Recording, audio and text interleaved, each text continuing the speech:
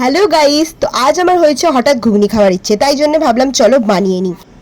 আর ঘুগনি বানানোর জন্য প্রথমেই এখানে কেটে নিয়ে হচ্ছে আদা, রসুন, টমেটো, পেঁয়াজ আর স্বাদের জন্য একটু কাঁচা লঙ্কা। এটা ম্যান্ডেটরি নয়, তোমরা দিতেও পারো না দিতেও পারো।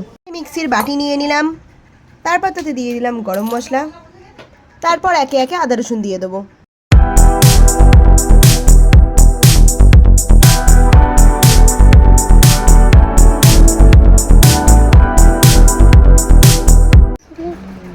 আমাদের পেস্ট রেডি।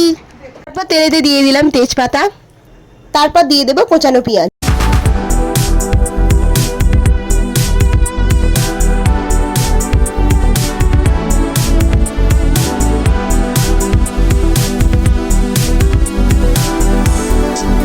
তারপর দিয়ে দেবো হচ্ছে আদা রসুনের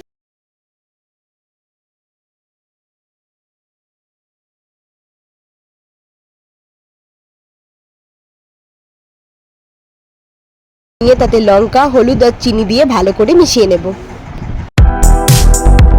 দিয়ে দেবো হচ্ছে টমেটো কুচি।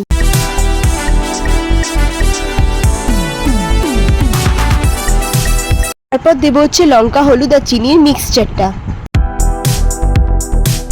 তো এখানে মশলাটা ভালো করে কষা হয়ে গেছে, দিয়ে দেবো সেদ্ধ করা মটর কড়াই। আমাদের ঘুগনি হয়ে গেছে রেডি, এবার এটাকে নামিয়ে নেব। রেডি হয়ে গেল ঘুগনি, তোমরা দেখতেই পাচ্ছ এইসবে হয়েছে, গরম ধোঁয়া উঠছে গাইস, দেখতেও ভালো হয়েছে। আই এম প্রিটি শিওর যেটা খেতেও ভালো হবে।